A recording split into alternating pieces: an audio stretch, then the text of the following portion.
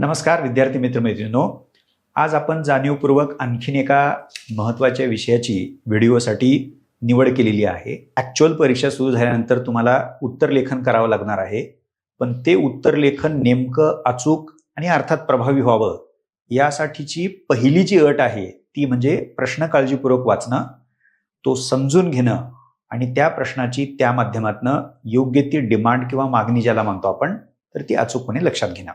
आणि या प्रक्रियेमध्ये जी बाब नितांत महत्वाची असते, म्हणूनच ते शीर्षक आपण दिलेलं आहे प्रश्नातील मूलभूत संकल्पना.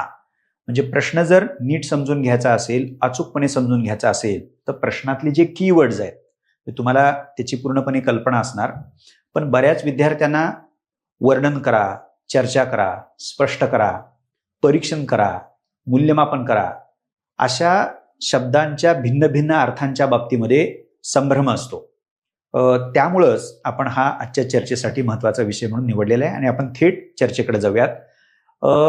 संघ लोकसेवा आयोगाच्या आणि राज्यसेवा 2012 पूर्वी जो डिस्क्रिप्टिव्ह पॅटर्न होता तर त्या काळातल्या सामान्य अध्ययन, निबंध, भाषेचे पेपर, वैकल्पिक विषय अशा सगळ्या पेपरचा आधार घेऊन त्यातल्या 24 की टर्मचा मूलभूत संकल्पनांची निवड आपण केलेली आहे. मी पुन्हा एकदा तुम्हा सर्वांचं स्वागत करतो आणि आपण चर्चेला सुरुवात करूया. हा जो पहिला आहे मी त्या बाबतीमध्ये एक बाब सॉर्ट ऑफ एक कोड ऑफ कंडक्ट म्हणून मी फॉलो करतो, जे खूपच स्पष्ट आहे, एक्सप्लिसिट आहे. ते मी अगदी थोडक्यामध्ये संक्षिप्तपणे त्याचं स्पष्टीकरण देतो आणि जिथं आवश्यक आहे तिथं आपण थोडंसं सविस्तरपणे बोलूया. प्रत्येक 24 पैकी प्रत्येक संकल्पनेचा इथं अर्थ स्पष्ट केलेला आहे आणि तो सोप्या पद्धतीनं मांडण्याचा प्रयत्न केलेला आहे एक. आणि तुम्हाला ते पटकन चटकन लक्षात यावं यासाठी काही प्रश्नांची उत्तरं देखील इथं घेतलेली आहेत. तुम्हाला प्रत्येक संकल्पनेचा अर्थ लक्षात यावा यासाठी सोप्या पद्धतीने अर्थ तर मांडलेलाच आहे, ओके, पण त्याच वेळेला ते कळावं, पटकन चटकन लक्षात यावं यासाठी नमुन्यादाखल निवडलेले आहेत. आपण सुरुवात करूया. अर्थ स्पष्ट करा. आता यात विचारल्या गेलेल्या म्हणजे विचार असू शकतो, कल्पना असू शकते किंवा मुद्दा असू शकतो, तर त्याचा तुम्हाला काय करायचं आहे, अचूक अर्थ सांगायचा आहे. जे महत्वाचं आहे त्यालाच मी मार्क करतो. कदाचित असे असू शकतं की कॉन्सेप्ट एक आहे, पण त्या कॉन्सेप्टचे म्हणजे विचार किंवा संकल्पना एक आहे, पण त्या संकल्पनेचे जर कदाचित अनेक अर्थ असतील, मी त्याला डबल अंडरलाईन करतो, आणि व्याख्या असतील तर त्याचा देखील आवर्जून उल्लेख अशा प्रकारच्या प्रश्नामध्ये तुम्ही करायला पाहिजे. म्हणजे एखाद्या गोष्टीचं जेणेकरून म्हणजे तुम्ही अशा प्रकारे जर अर्थ सांगितला, व्याख्या सांगितल्या तर त्यातनं तुम्हाला त्या संबंधित बाबीचं स्वरूप आणि आवाका व्यवस्थितपणे अधोरेखित करता येऊ शकतो. एक सोपा अत्यंत प्रश्न आपण सोयीसाठी निवडलेला आहे. सहकारी संघराज्याचा अर्थ सांगा. कोणताही प्रश्न तुम्ही इतिहासातला, भूगोलामधला, इथिक्समधला, तुमच्या वैकल्पिक विषयातला प्रश्न उदाहरण म्हणून त्याच्यासाठी घेऊ शकता. सो अशा रीतीनं तो विचार किंवा मुद्दा त्याचा अचूक अर्थ तुम्ही स्पष्ट करणं गरजेचं आहे. अनेक अर्थ असतील तर त्याचाही संदर्भ तुम्ही द्या आणि महत्वाचं म्हणजे ते अशा पद्धतीनं तुम्ही करा की त्यातनं त्या विचार किंवा संकल्पनेचा आवाका जो आहे, जे अर्थ तर कळेलच तर त्यातनं तो आवाका पण लक्षात घेता येऊ शकतो. दुसरं जे आहे वर्णन करा, डिस्क्राईब. हे फार अवघड नाहीये. म्हणजे मला असं वाटतं की उत्तर लिहित असताना डिस्क्राईब म्हणजे वर्णन करा असं असेल तर वर्णन करा याचा अर्थ अहवाल लिहा. तुम्ही जे पाहिले, तुम्ही जे वाचले तर ते तुम्हाला लिहायचं आहे, सादर करायचं आहे. सॉर्ट ऑफ रिपोर्टिंग तुम्हाला त्याच्यामध्ये करायचं आहे. जे प्रश्नात विचारलेल्या मुद्द्याची योग्य माहिती, म्हणजे ही जी माहिती आहे तर ती माहिती योग्य असली पाहिजे याची काळजी घ्या. पुन्हा रिपीट वाटेल असं भासू शकतं तुम्हाला, पण मुद्दाम ते लिहिलेलं आहे. उपलब्ध असलेली सर्व माहिती, म्हणजे अर्धवट माहिती त्याच्यामध्ये आपल्याला द्यायची नाही. अर्थात ही माहिती पुरवताना विद्यार्थ्यांनी हा एक महत्वाचा भाग आहे बघा, म्हणजे तुम्हाला जशी आठवेल किंवा मला जशी आठवेल तसं लिहायचं नाहीये. त्याच्यामध्ये प्राधान्यक्रम किंवा अग्रक्रम म्हणले, जे अत्यंत महत्वाचं आहे ते सुरुवातीला यायला पाहिजे.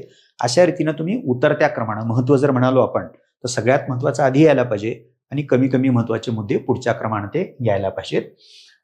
एक उदाहरण आपण त्याच्यामध्ये घेतलेलं आहे. भारतातील विविधतेचे कोणतेही 4 घटक नमूद करा आणि राष्ट्रीय अस्मिता निर्माण करण्यातील त्यांच्या तुलनात्मक महत्वाचं वर्णन करा, म्हणजे डिस्क्राईब करा. अशा प्रकारचा तो प्रश्न आहे.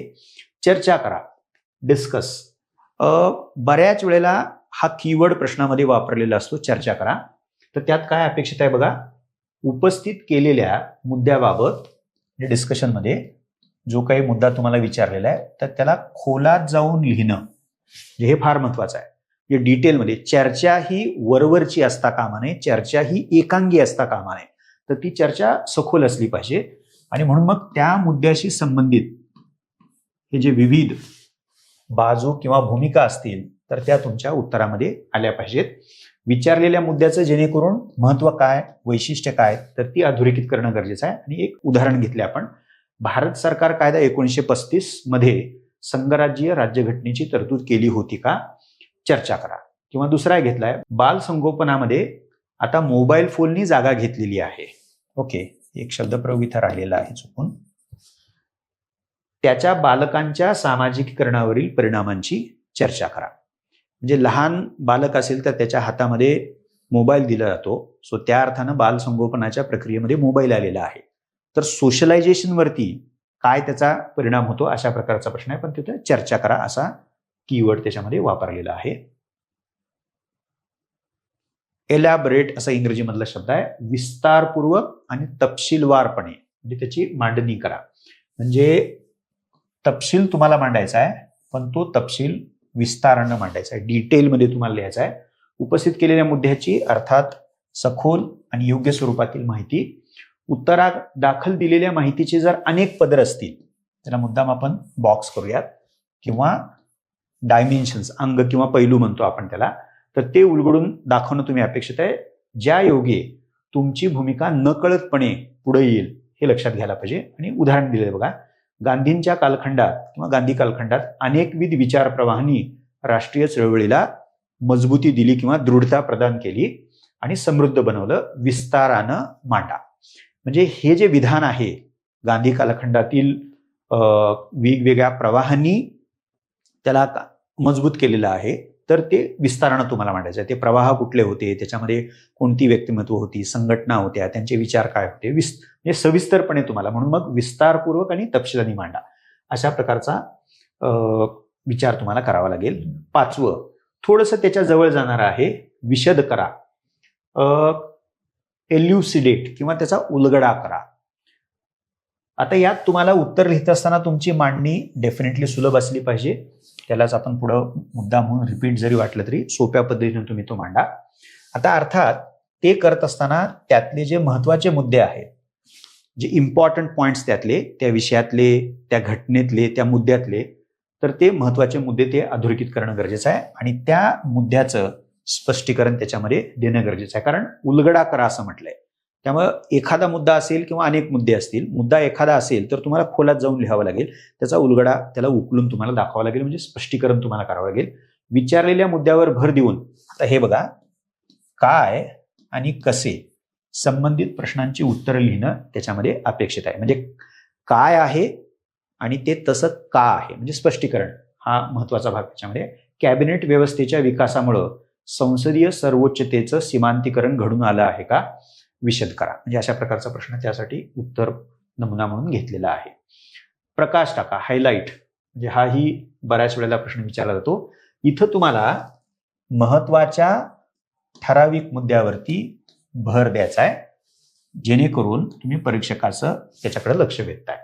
उत्तरामधील मुद्दे, आता इथं पुन्हा तोही महत्वाचा मुद्दा आहे की तुम्ही जे लिहिताय त्याच्यामध्ये अनेक मुद्दे असू शकतात, पण त्याचा प्राधान्यक्रम म्हणजे महत्वाचे मुद्दे हे आधी यायला पाहिजेत. अशा पद्धतीने तुमच्या उत्तराची रचना असली पाहिजे. आणि दोन एक उदाहरणं घेतलं, गांधार कलेतील मध्य आशियाई ग्रेको बॅक्टेरियन घटकावरती प्रकाशझोत टाका. किंवा अलीकडील काही वर्षात सहकारी संघराज्याच्या संकल्पनेवर जोर दिला जात आहे. विद्यमान संरचनेतील किंवा व्यवस्थेतील कमतरता आणि त्या सहकारी संघराज्यवाद कोणत्या मर्यादेपर्यंत उत्तर देईल किंवा उपाय ठरेल यावर तुम्ही प्रकाश टाका, म्हणजे हायलाइट करा. अर्थात सहकारी संघराज्याच्या बाबतीमध्ये प्रश्न विचारलेला आहे, पण ती सहकारी संघराज्याची संकल्पना आजच्या वर्तमान व्यवस्थेतल्या मर्यादांवरती कितपत मात करू शकेल याच्यावरती प्रकाशझोत टाका. म्हणजे काहीतरी नेमकेपणाने त्याच्यामध्ये विचारलेलं आहे, तेच तुम्हाला उलगडून दाखवायचं आहे. सो प्रकाश टाका. 7वा तुलना करा, कम्पेअर करा. हा तसं बघायला गेलं तर फार काही क्लिष्ट गुंतागुंतीचा वाटणारा कीवर्ड नाहीये. त्यात आपल्याला काय करायचं आहे की ज्या दोन गोष्टींची तुलना तुम्हाला विचारलेली आहे, तर ती तुलना करतोच कशासाठी, तर त्याच्यातली साम्यस्थळं कुठली आहेत एका बाजूला आणि दुसऱ्या बाजूला फरक कुठला आहे. ओके, तुलनेमध्ये तुम्हाला दोन्ही करायचे आहेत, जेणेकरून संबंधित मुद्दा स्पष्टपणे पुढे येईल.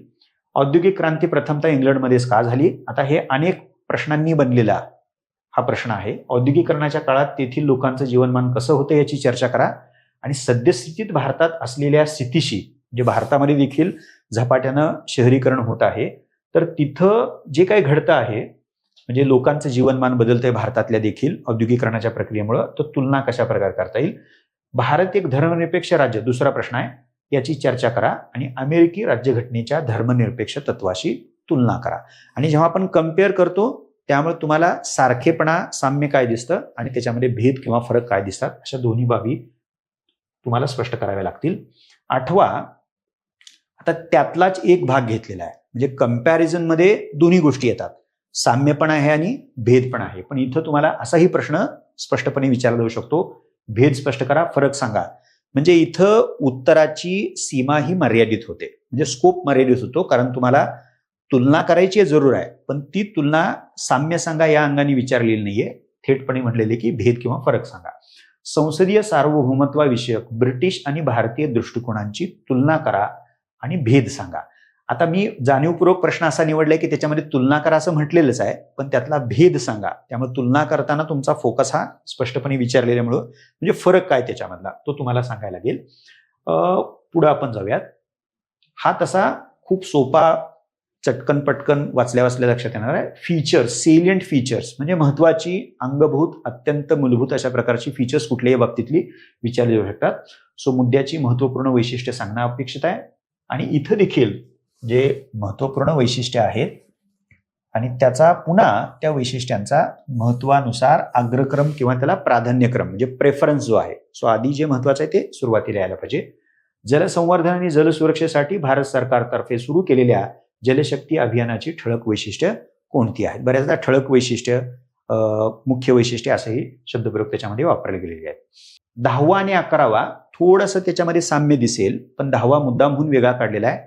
महत्व सांगा, सिग्निफिकन्स किंवा इम्पॉर्टन्स असा इंग्रजीमध्ये शब्दप्रयोग वापरला जाऊ शकतो.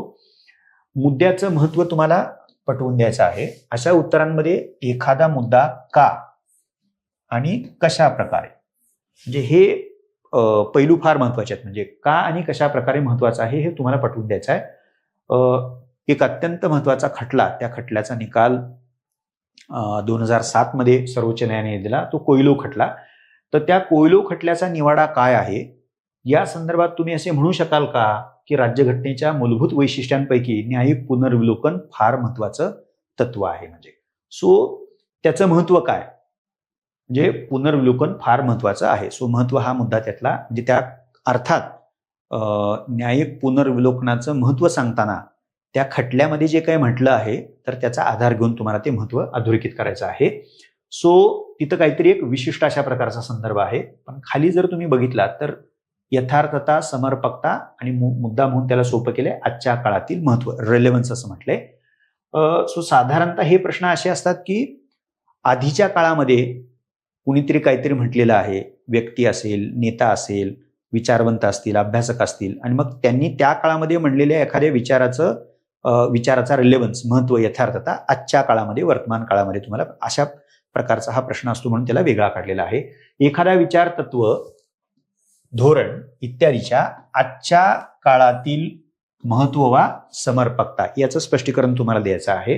सो हा विचार आधीचा आहे, त्याचं महत्व तुम्हाला आजच्या काळामध्ये मांडायचं आहे. पण पुढचा मुद्दा फार महत्वाचा आहे. ते करण्यासाठी काय, अर्थात त्यासाठी आजच्या काळातील समस्या व आव्हानं, म्हणजे याचं अचूक आणि नेमकं आकलन आपल्याला असलं पाहिजे.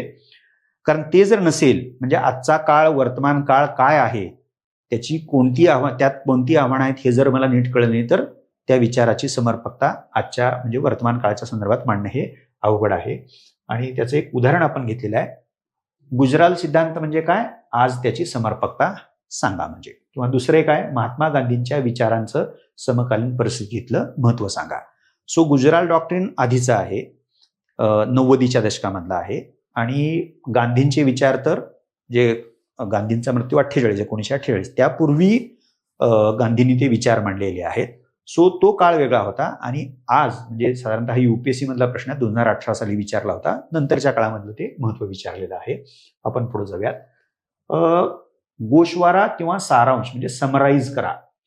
यात तुम्हाला काय करायचं आहे, ज्या कुठल्या विषयाचा गोषवारा तुम्हाला विचारलेला आहे त्यातले प्रमुख मुद्दे म्हणजे सारांश तुम्हाला असा लिहायचा आहे की त्याच्यामध्ये महत्वाचे मुद्दे जे आहेत त्या विषयाच्या बाबतीतले ते प्रमुख मुद्दे नेमकेपणानं कशीही मांडायचे नाहीत, अत्यंत शार्पली नेमकेपणानं ते मांडायचे आहेत.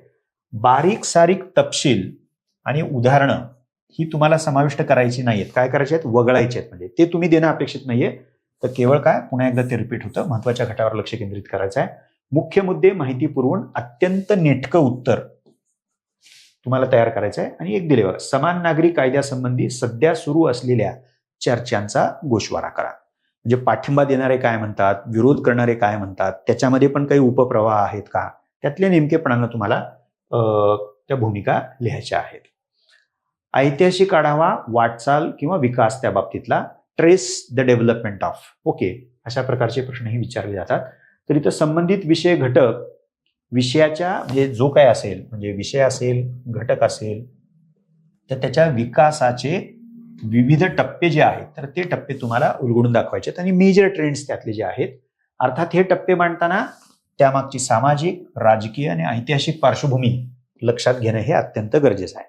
म्हणजे समजा 4 टप्पे असतील कशाची तरी आणि तुम्ही पहिला टप्पा, दुसरा टप्पा, तिसरा टप्पा, प्रत्येक टप्पा देत असताना त्या टप्प्याचं महत्व काय म्हणजे गाभा काय ते तुम्ही सांगालच. म्हणजे पण तो टप्पा आला का म्हणजे त्याची पार्श्वभूमी देखील तुम्ही देणं. म्हणजे मग दुसरा टप्पा येतो, तो दुसरा टप्पा काय येतो, तिसरा येतो, तो काय येतो, तर त्याची कारणमीमांसा पार्श्वभूमीच्या माध्यमातून सांगायला पाहिजे. पुढे आपण जाऊयात. स्पष्ट करा. आता एक्सप्लेन करा याचा अर्थ सोपा जर लावायचा झाला तर कारण सांगा. ज्याच्या कशाविषयी आपल्याला स्पष्टीकरण विचारलेलं आहे त्याची कारणं तसं का झालेलं आहे, सो त्याची कारणमीमांसा करायची आहे. म्हणून स्पष्ट करा, कारण द्या, कारणमीमांसा करा. संबंधित मुद्द्याचे, प्रश्नाचे किंवा मुद्द्याचे किंवा विषयाचे तुम्हाला समाधानकारक स्पष्टीकरण द्यायचं आहे. याचा अर्थ संबंधित मुद्द्याच्या निर्मितीमागची कारणं किंवा त्याला कारणीभूत ठरलेल्या परिस्थितीबाबत किंवा घटकाबाबत तुम्हाला स्पष्टीकरण आहे का तसं झालेलं आहे. म्हणजे आता उदाहरण आपण घेतले, यात अत्यंत सोपं सोयीसाठी आपण एक प्रश्न बनवला की भारतानं लोकशाही शासन व्यवस्था का स्वीकारली, भारतानं संघराज्याची व्यवस्था का स्वीकारली, भारतानं अशी संघराज्याची व्यवस्था का स्वीकारली ज्या संघराज्यामध्ये आपलं जे युनियन गव्हर्नमेंट आहे तर ते प्रबळ आहे. सो असे तुम्हाला नमुन्यादाखल प्रश्न विचारात घेता येऊ शकतात. 2 मी UPSCतलेच प्रश्न त्या बाबतीसाठी नमुना म्हणून घेतलेले आहेत. हैदराबाद आणि पुणे सारख्या स्मार्ट शहरासह भारतातील दशलक्ष लोकसंख्या असलेल्या शहरांमध्ये पुराची समस्या ती सातत्याने येते, म्हणजे प्रचंड पूर येतो, त्याची कारणं नोंदवा. म्हणजे शहरी पुराची कारणं नोंदवा. सोप्या भाषेमध्ये, भारतीय घटनेनं सत्ता विभाजनाचं काटेकोर तत्व न स्वीकारता, सेपरेशन ऑफ पॉवर असं म्हटलंय, म्हणजे 3 शासन शाखांमध्ये काटेकोरपणे सत्ता विभाजन न करता काय केले, नियंत्रण आणि संतुलनाचं तत्व स्वीकारलं आहे असं तुम्हाला वाटतं का, स्पष्ट करा. वाटत असेल तर का वाटतं आणि वाटत नसेल तर का नाही वाटत, म्हणजे कारण तुम्ही जी काही भूमिका घ्याल त्या बाबतीमध्ये पुढे जाऊयात आपण. आता हा एक फार महत्वाचा आहे, याच्याकडं म्हणजे खरं तर ते समजायला काही अवघड नाही हा कीवर्ड, पण जर त्याच्या त्या विशिष्टतेकडे जर आपण दुर्लक्ष केलं, लक्ष दिलं नाही तर मग आपलं उत्तर हे जसं अपेक्षित आहे इथं ते लिहिलं जाणार नाही. सो इलस्ट्रेट करा, सोदाहरण स्पष्ट करा. म्हणजे खरं तर मराठीमध्ये ते खूपच क्लिअर आहे, सोदाहरण. म्हणून मग विविध समर्पक आणि योग्य उदाहरणांच्या आणि वैशिष्ट्यांच्या मदतीने, उदाहरणं फार महत्वाचे, ते स्पष्ट करायचं आहे. समर्पक उदाहरणांची मदत तुम्हाला घ्यायची आहे. सार्वजनिक जीवनाची पायाभूत तत्व कोणती, उदाहरण घेतले, यापैकी कोणतीही 3 तत्व उदाहरणासहित तुम्ही स्पष्ट करा. म्हणजे तुम्ही असं म्हणाल की प्रामाणिकपणा आहे, सचोटी आहे, त्याच्यानंतर सत्यप्रियता आहे. सो असे तुम्ही जर मूल्य मानत असाल तर मग ती मूल्य उदाहरणासह तुम्हाला सांगायचे. अर्धन्यायिक संस्था म्हणजे काय, म्हणजे क्वाझाय ज्युडिशियल बॉडीज म्हणजे काय, ते ठोस उदाहरणाच्या जे उदाहरण आहेत बघा तिथं. सो इलस्ट्रेट, उदाहरण स्पष्ट करा. उदाहरणं फार महत्वाचे आहेत आणि GS मध्ये ते अत्यंत महत्वाची भूमिका बजावतात. युक्तिवाद मांडा. काही प्रश्न असे असतात, आर्ग्यू किंवा प्रेझेंट युअर आर्ग्युमेंट, अशा पद्धतीने पण ते विचारले जाऊ शकतात. किंवा त्याला थोडंसं वेगळं, तुम्हाला मान्य आहे का, म्हणजे डू यू ॲग्री विथ, म्हणजे संबंधित कल्पना मुद्दा अथवा सिद्धांत याच्या समर्थनार्थ तुम्हाला युक्तिवाद करायचा आहे, जेणेकरून इतरांचा तुमच्या मताला पाठिंबा मिळेल. म्हणजे ओके, सो जी भूमिका तुम्ही घेणार आहात त्या भूमिकेच्या समर्थनार्थ तुम्हाला आधार पुरवायचा आहे. संबंधित मुद्द्याला केंद्रस्थानी ठेवून एक भूमिका तुम्ही घेणं अपेक्षित आहे. म्हणजे भूमिका फार महत्वाची आहे. भूमिका तुमची सज्जड होऊ शकते, मजबूत होऊ शकते, जर तुम्ही त्या बाजूनं असणारी कारणं, स्पष्टीकरण आणि उदाहरणं त्याला आधार म्हणून दिला तर. सो आता अर्थात बऱ्याच जणांना एक असा प्रश्न पण असतो की प्रश्नात काहीतरी एका बाजूनं विधान दिलेलं आहे, पण जर तुम्हाला त्याच्या विरुद्ध युक्तिवाद मांडायचा आहे तर तेही तुम्ही करू शकता. त्यामुळे विद्यार्थी प्रश्नात मांडलेल्या भूमिकेच्या विरुद्ध देखील भूमिका, पण अर्थात काय लिहिले बघा इथं, साधार. तुम्ही विरुद्ध भूमिका पण घेऊ शकता, पण त्याला तुम्ही आधार पुरवला पाहिजे. उदाहरण दिले बघा, भारतात कार्यकारी मंडळाच्या उत्तरदायित्वाची हमी देण्यात संसद किती सक्षम आहे, तुमचा युक्तिवाद मांडा. म्हणजे आपल्याकडे संसद आहे, कायदे मंडळ, दुसऱ्या बाजूला कार्यकारी मंडळ आहे. आणि संसदीय पद्धतीचे एक महत्वाचं वैशिष्ट्य आहे की कार्यकारी मंडळ हे सामुदायिकरित्या संसदेला म्हणजे कायदे मंडळाला जबाबदार असतं. तर संसद किती प्रमाणामध्ये तसं करण्यामध्ये, त्याची हमी देण्यामध्ये सक्षम ठरते, त्याबाबत तुम्हाला जे म्हणायचं आहे, होय किंवा नाही, किंवा होय पण त्यामध्ये काही उणिवा आहेत, जी काही भूमिका तुम्ही ठरवाल तर ती भूमिका स्पष्टपणे मांडावी लागेल आणि त्या भूमिकेला तुम्हाला आधार तिथं जे लिहिलेले आहेत बघा, कारण काय, त्याचं स्पष्टीकरण आणि उदाहरणं या माध्यमातून तुम्ही ते उलगडू शकता. हा त्याच्याही थोडासा जवळ जाणारच आहे. एखाद्या बाबतीमध्ये तुम्हाला पुन्हा पुन्हा भूमिका घ्यायची आहे, पण ती भूमिका घेताना काहीतरी तुम्हाला विचारलेलं आहे की कितपत, कोणत्या मर्यादेपर्यंत, शीर्षकच तसा बघा.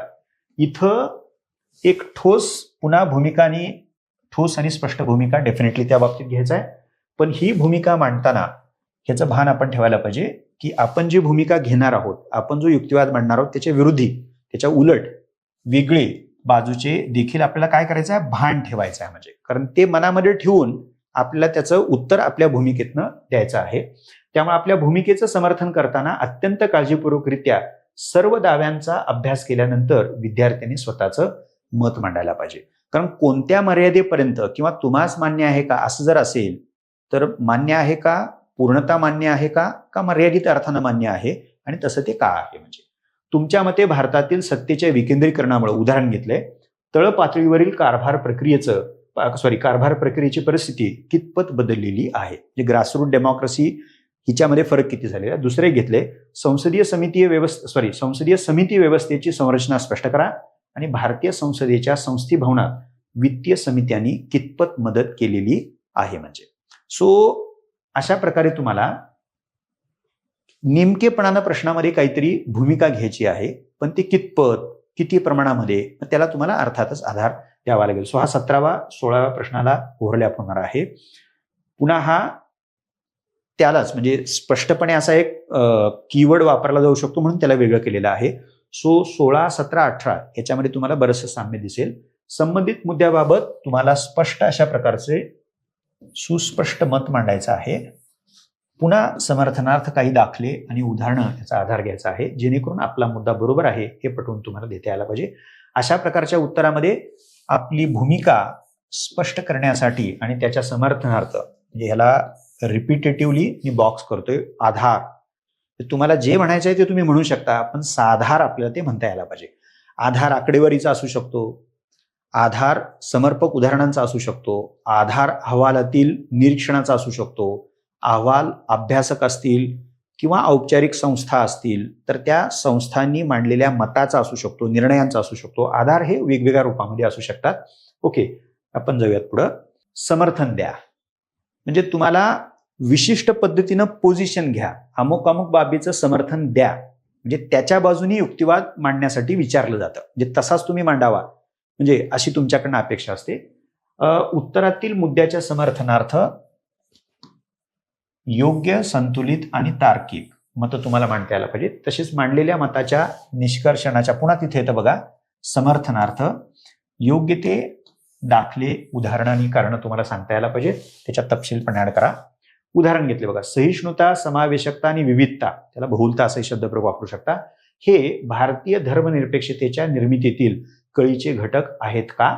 आपल्या उत्तराचं समर्थन करा. म्हणजे ओके, म्हणजे आता अर्थात इथं थोडा स्कोप तुम्हाला आहे, हे असं आहे का प्रश्नचिन्ह विचारलेलं आहे आणि मग आपल्या उत्तराचं मग आहे का, जर तुम्ही होय असं म्हणणार असाल तर समर्थन करा आणि नाही असं म्हणणार असाल तर समर्थन करा. त्यामुळे हे थोडेसे ओव्हरलॅप होणारे सगळे प्रश्न आहेत.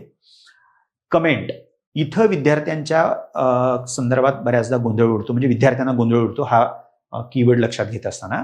डिस्क्राईब म्हणजे वर्णन करा, तुम्हाला अहवाल मांडायचा आहे.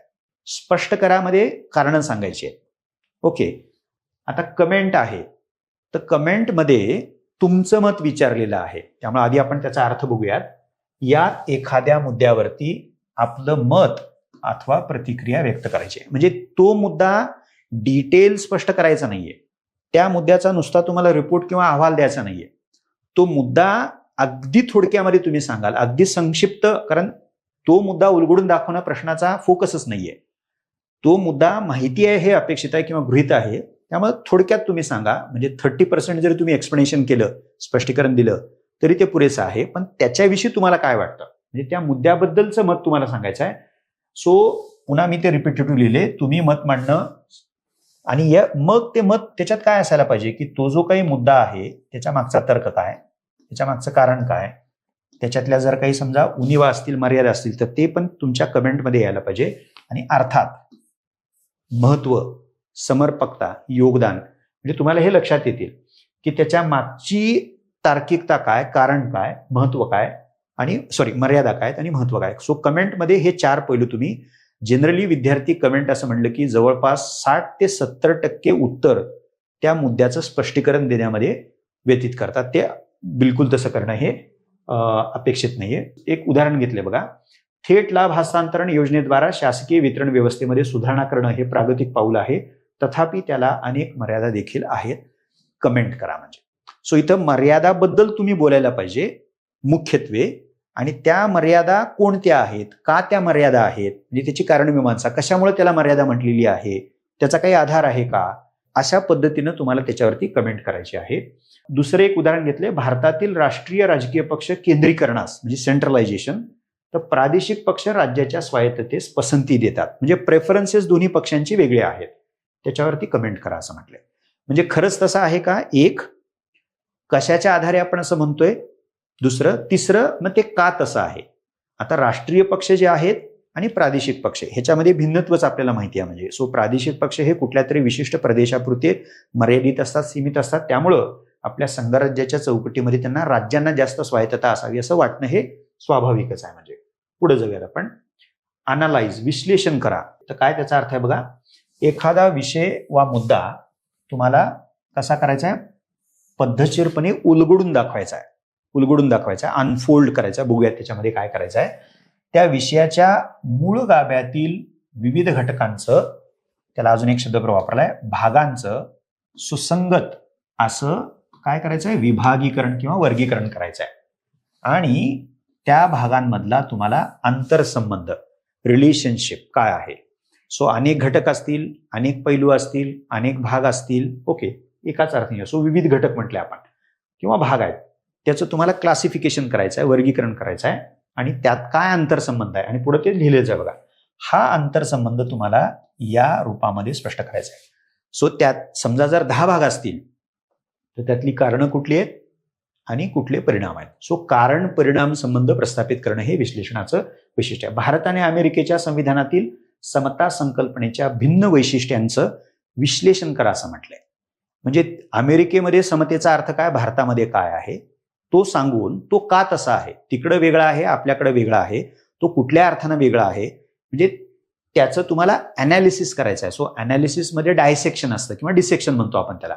म्हणजे फारच थोडासा रफ वाटेल, चिरफाड आहे त्याच्यामध्ये, म्हणजे उलगडणं आहे, अनपॅकिंग आहे. पण ते अनपॅक करत असताना त्यातले अंतर्भूत पोटातले जे घटक आहेत, ज्याला आपण इथं घटक आणि भाग असं म्हटलंय, त्याचं अत्यंत पद्धतशीरपणे, नाहीतर अदरवाईज जर असं झालं की त्यातले काही घटक परिणाम स्वरूप आहेत पण आपण त्याला कारण मांडलं, आणि उलटं जे घटक कारणीभूत घटक आहेत त्याला आपण परिणामांमध्ये समाविष्ट केलं तर गोंधळ उडू शकतो. म्हणजे आपलं अनालिसिस हे चुकीचं आहे असा त्याचा अर्थ होऊ शकतो. म्हणून त्याची खबरदारी आपण घ्यायला पाहिजे. परीक्षण करा, एक्झामिन करा. आता ही एक वारंवार विचारला जाणारा कीवर्ड आहे. संबंधित मुद्द्याची परीक्षण करणं म्हणजे काय, तपासणी करणं आहे. आता एक तपासणीमध्ये काय केलं जातं, तर तो मुद्दा काय आहे, म्हणजे व्हॉट इज काय आहे. दुसरं गृहीत धरायचं नाही आपल्याला, खरंच तसा आहे का, खरंच तसा आहे का अथवा नाही. सो ते करताना त्या बाबीच्या विविध बाजू किंवा आयाम याची मांडणी तुम्हाला करावी लागेल. थोडक्यात मुद्द्याचं शेवटी काय करायचं आहे, योग्य स्वरूप तुम्हाला त्याच्यामध्ये मांडायचं आहे. विविध समित्यांनी उदाहरण घेतले, सुचवलेल्या निवडणूक सुधारणांसंबंधी गरजेचं एक राष्ट्र एक निवडणूक या विशिष्ट तत्वाच्या अनुषंगानं परीक्षण करा. हा शब्द डोक्यात आपण. ओके, विविध समित्यांनी सुचवलेल्या निवडणूक सुधारणासंबंधी वन नेशन वन इलेक्शन म्हणजे एक राष्ट्र एक निवडणूक या विशिष्ट तत्वाच्या अनुषंगानं परीक्षण करा. म्हणजे वेगवेगळ्या समित्यांनी अनेक निवडणूक सुधारणा सुचवलेल्या आहेत, पण त्यातली एक जी अलीकडच्या काळामध्ये जिची जोरदार चर्चा केली जाते तर ती म्हणजे one nation one election. Okay, तर त्या इतर समित्यांनी निवडणूक सुधारणांसंबंधी जे काही सुचवलेलं आहे उपाय, तर त्या कॉन्टेक्स्टमध्ये ह्या एका विशिष्ट बाबीचं परीक्षण करा असं म्हटलंय. सो परीक्षण करा म्हणजे आपल्याला तपासणी करायची आहे, जसे डॉक्टर करतात. वैद्यकीय परिभाषेमध्ये आपण बघू शकतो काय आहे, ओके, आणि का आहे. म्हणजे लक्षणं रोगाची दिसत आहेत, पण रोग नेमका काय आहे आणि तो कशामुळे झालेला आहे, म्हणजे हे डायग्नोसिस जे आहे, हे डायग्नोसिस फारच त्याच्यामध्ये महत्वाचं आहे. आणि त्याच्यात कदाचित वेगवेगळ्या बाजू ओके तुम्हाला त्या मुद्द्याच्या विषयाच्या बाबतीमध्ये दिसू शकतात, जेणेकरून त्या मुद्द्याचं योग्य रूप जे आहे जसं आहे, ज्या कारणामुळे आहे ते तुम्हाला त्या परीक्षणाच्या अंती, तपासणीच्या अंती मांडायचं आहे. सो अशा रीतीनं एक्झामिनेशन करा, मूल्यमापन करा, इव्हॅल्युएट, मूल्यांकन, मूल्यमापन असे दोन्ही शब्दप्रयोग साधारणतः वापरले जातात. ह्याच्यामध्ये मुद्द्याला जर दोन बाजू असतील तर त्या दोन्ही बाजू ओके सोप्या भाषेमध्ये त्याचे फायदे आणि तोटे, गुण दोष ओके त्या योगे आपली भूमिका त्याच्यामध्ये स्पष्ट करणं आवश्यक आहे. शीतयुद्धोत्तर आंतरराष्ट्रीय परिस्थितीच्या संदर्भात भारताच्या पूर्वेकडे पहा धोरणाच्या आर्थिक आणि व्यूहनीतित्मक आयामाचं मूल्यमापन करा असं म्हटलंय. ओके, आता बघा, शीतयुद्धोत्तर आंतरराष्ट्रीय परिस्थितीच्या संदर्भात म्हणजे प्रश्नातच तसं म्हणलंय, पोस्ट कोल्ड वॉर आणि त्या काळातली आंतरराष्ट्रीय परिस्थिती. ओके, म्हणजे हा एक कॉन्टेक्स्ट दिलाय त्यांनी. भारताच्या पूर्वेकडे बघा म्हणजे भारताचं लुकिस्ट पॉलिसी हे धोरण म्हणजे त्या बदललेल्या पार्श्वभूमीवर येतं. आता त्याचं काय, आर्थिक आणि व्यूहनीतित्मक म्हणजे इकॉनॉमिक आणि स्ट्रॅटेजिक ओके आयामाचं, डायमेन्शनचं इव्हॅल्युएशन करा. म्हणजे सो प्रश्न खूप काळजीपूर्वक आपल्याला वाचावा लागेल. मूल्यमापन करायचं आहे, कीवर्ड काय आहे, मूल्यमापन करायचं आहे, पण ते मूल्यमापन कशाचं करायचं आहे, कशाच्या संदर्भात करायचं आहे हे पण भान आपण त्याच्यामध्ये डेफिनेटली ठेवलं पाहिजे. म्हणजे ओके, सो अशा रीतीनं ही असेसमेंट तुम्हाला करता येऊ शकते. अजून एक प्रश्न घेतलेल्या सोयीसाठी, स्थानिक शासनाचा एक भाग म्हणून भारतातील पंचायत राज व्यवस्थेच्या महत्वाचं मूल्यांकन करा. ओके, सो प्रश्न हा स्थानिक स्वराज्य संस्थांबद्दल आहे, त्याच्यामध्ये काही डाऊटच नाही. स्थानिक शासनाचा एक भाग म्हणून, पण विचारले कशाबद्दल, पंचायती राज म्हणजे ज्या ग्रामीण आहेत, महत्वाचं मूल्यांकन करा. सो ग्रामीण स्थानिक शासन संस्था म्हणजे पंचायती राज स्थानिक शासनाचा भाग म्हणून त्या कशा महत्वाच्या आहेत, म्हणजे त्याचं महत्व तुम्हाला कुठल्या कुठल्या अर्थाने तुम्हाला ते जाणवतं ते स्पष्ट करायचं आहे. आणि शेवट हा जो आहे क्रिटिसाइज, म्हणजे हा देखील बऱ्याच वेळेला कीवर्ड प्रश्नामध्ये वापरला जातो आणि त्याच्यात अजून एक मुद्दा आपण त्याच्यात लिहिलेलाच आहे, त्यात काय काय येतं बघूयात. जो काही मुद्दा आहे तर त्या मुद्द्याची सखोल चिकित्सा म्हणजे त्याची टीका समीक्षा करणं अपेक्षित आहे. म्हणजे संबंधित मुद्द्याच्या मर्यादा काय आहेत, त्याचे दुष्परिणाम काय आहेत, उणिवा काय आहेत, धोके काय आहेत आणि तोटे काय आहेत, हे समान अर्थाने शब्दप्रयोग वापरलेले आहेत. त्याची पडती बाजू, लिमिटिंग बाजू ज्याला मानतो आपण, तर त्या बाजू तुम्ही विचारात घेणं अपेक्षित आहे. हा एक मुख्य भाग झाला. म्हणजे टीका करायची आहे, चिकित्सा करायची आहे, उणिवा त्यातल्या अधोरेखित करायची आहेत, त्याची पडती बाजू जी आहे, उणिवाची, दोषांची बाजू आपल्याला करायचा आहे. हा शब्द वापरून बऱ्याचदा आयोग, जीएस असेल, एसए मध्ये देखील विचारलं जाऊ शकतं. वैकल्पिक विषयामध्ये प्रश्न काय विचारतो बघा, चिकित्सक स्पष्टीकरण म्हणजे क्रिटिकल एक्सप्लेनेशन, क्रिटिकल इव्हॅल्युएशन म्हणजे चिकित्सक मूल्यमापन, चिकित्सक परीक्षण म्हणजे एक्झामिनेशन आहे पण क्रिटिकल. सो एक्सप्लेनेशनच्या आधी तो शब्द येऊ शकतो. म्हणजे स्पष्टीकरण चिकित्सक द्या, मूल्यमापन चिकित्सक द्या, परीक्षण चिकित्सक, चर्चा चिकित्सक. म्हणजे तुम्हाला स्पष्टीकरण, मूल्यमापन, परीक्षण, चर्चा करत असताना एक आचारसंहिता सांगितलेली आहे, त्याला मी गोल करतो. म्हणजे स्पष्टीकरण चिकित्सक करायचं आहे. म्हणजे त्यातले जे कच्चे दुवे आहेत, त्यातल्या ज्या उणिवा आहेत, तर त्या उणिवाच्या स्पेशल म्हणजे खास विशेष अशा डायमेन्शनला समोर ठेवूनच तुम्हाला काय करायचं आहे, स्पष्टीकरण, मूल्यमापन किंवा परीक्षण किंवा चर्चा जो काही विचारलेला आहे. ओके, अशा स्वरूपाच्या प्रश्नांचं उत्तर लिहिताना संबंधित मुद्द्याचे तोटे आणि उणिवा यावरती भर देणं अपेक्षित आहे. आता उदाहरण घेतले, भारतातील उच्चस्तरीय न्यायव्यवस्थेतील न्यायाधीशांच्या नियुक्ती संदर्भात राष्ट्रीय न्यायिक नियुक्ती आयोग कायदा 2014 संबंधी सर्वोच्च न्यायालयाच्या निकालाचे चिकित्सक परीक्षण करा. म्हणजे सध्या कॉलेजियम सिस्टीम आहे, तर त्या कॉलेजियम सिस्टीमच्या ऐवजी ही जी NJSC, ज्याला राष्ट्रीय न्यायिक नियुक्ती आयोग, ही पद्धत आणली 14 मध्ये, तो कायदा केला गेला, त्याला सर्वोच्च न्यायालयामध्ये आव्हान दिलं गेलं आणि सर्वोच्च न्यायालयानं त्या पद्धतीला, या नव्या पद्धतीला अवैध ठरवलं. आणि अवैध ठरवताना असं सांगितलं की ते घटनेच्या मौलिक संरचनेच्या विरुद्ध जाताना त्याला विसंगत आहे.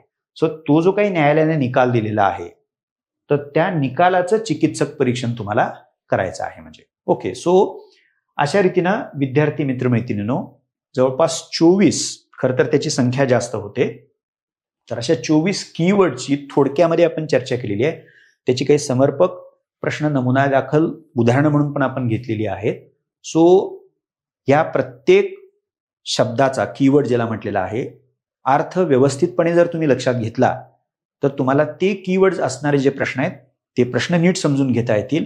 आणि महत्वाचं म्हणजे तुमच्या उत्तराला प्रश्नात जे अपेक्षित आहे त्या पद्धतीनं दिशा देता येऊ शकते. आणि अंतिमतः तुमचं उत्तर हे प्रभावी ठरू शकतं, नेमके ठरू शकतं, योग्य दिशेने जाणारं ठरू शकतं आणि तुम्हाला जास्तीत जास्त गुणांची कमाई त्या अर्थाने करता येऊ शकते. सो शेवट करताना मी एवढंच म्हणेन की या परीक्षेची तयारी जितकी महत्वाची आहे, त्यातलं रिव्हिजन जितकं महत्वाचं आहे, तितकंच ज्याची उत्तरं अंतिमतः तुम्हाला लिहायची आहेत ते प्रश्न समजून घेणं नितांत गरजेचं आहे. आणि प्रश्न समजून घेण्याच्या प्रक्रियेमध्ये प्रश्नातले हे जे काही कीवर्ड्स आहेत ते कीवर्ड्स अचूकपणे समजून घेणं हे गरजेचं आहे. धन्यवाद.